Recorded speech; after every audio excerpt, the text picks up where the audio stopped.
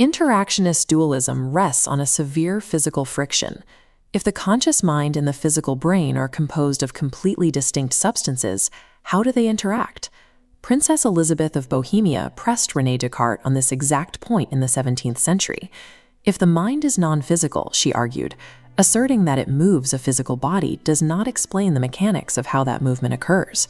For centuries, dualists have relied on a philosophical commitment. Consciousness influences the brain, that simply stating that consciousness selects an outcome leaves the causal structure, the information bandwidth, and the governing mathematical laws completely blank. The Interface Specification Programme abandons this defensive posture. It translates the philosophy of mind into a rigorous engineering architecture.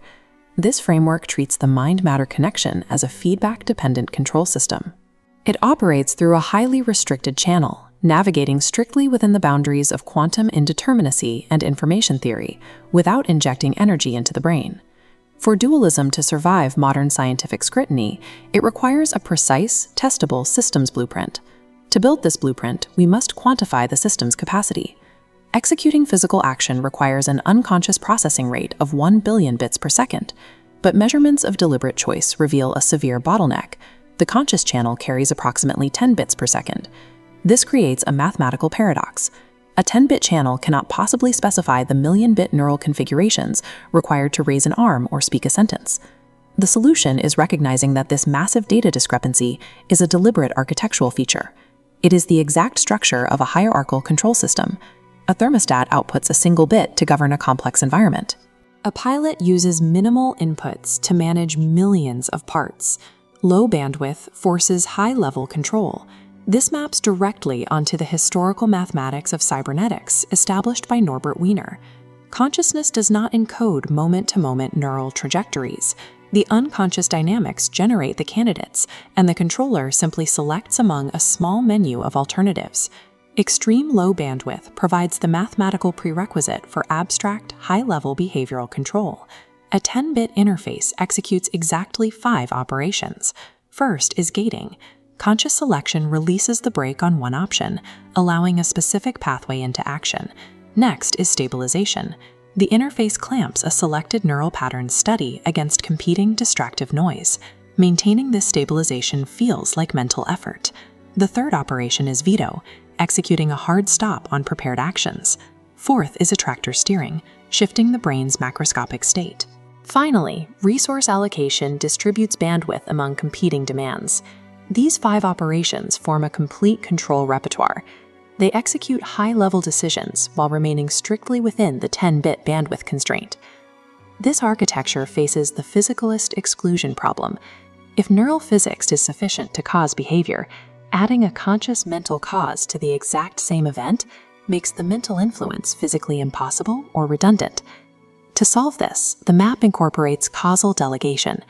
The physical brain state retains the capacity to trigger an action, but the conscious experience preempts it, taking over the causal work instead of the brain state. This mechanism carries a strict epistemological limit, known as observational closure.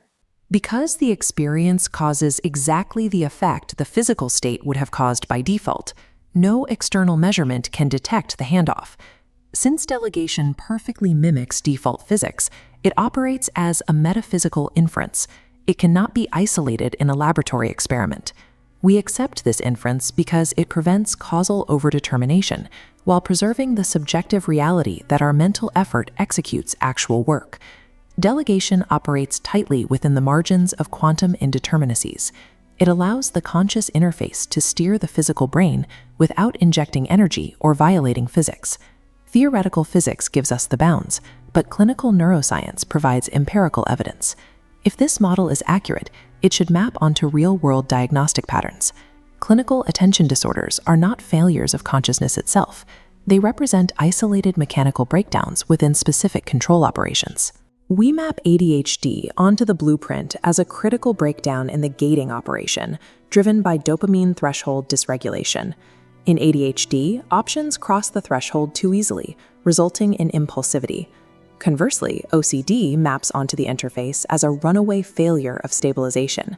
The mechanism locks a signal in an unbreakable loop. Psychiatrist Jeffrey Schwartz's neuroplasticity data shows that patients can reduce metabolic activity in the orbital frontal cortex through directed mental effort alone. The interface works in reverse. Conscious training alters the physical plant. Across all these disorders, the patient's subjective conscious awareness remains intact. They vividly experience the failure. It is only the mechanical control system that breaks. The clinical dissociation between intact awareness and broken behavioral control provides a specific mapping for the interface model. This is a distinction that physicalist identity theories must account for as a secondary effect rather than a structural requirement. This is the complete blueprint of the assembled mind-matter interface. High-bandwidth unconscious data routes through 5 low-bandwidth conscious control gates, enabled by causal preemption. Yet a single critical void remains in the architecture. We are missing the bridge, the psychophysical control law.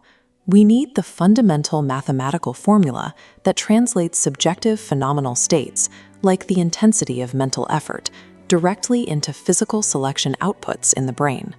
Consciousness research today is comparable to early physics. It took 2 millennia from Aristotle to Newton to formulate basic kinematic equations. Building these foundational laws requires immense time. Several candidate formulas attempt to fill this gap.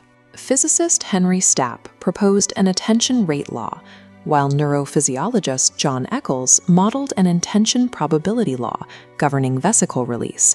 None of these models have yet been empirically confirmed as the definitive formula. Despite this gap, the parameters we have mapped, a 10-bit bandwidth limit, strict conservation of energy, and spatial locality, narrow the search. We have moved from speculation to a bounded target. This structural progression from philosophy to engineering mechanics forces an ancient debate into the realm of testable physics. The Interface Specification Programme demands operational detail. It transforms dualism from a defensive posture into an actionable, falsifiable, and rigorously constrained engineering discipline.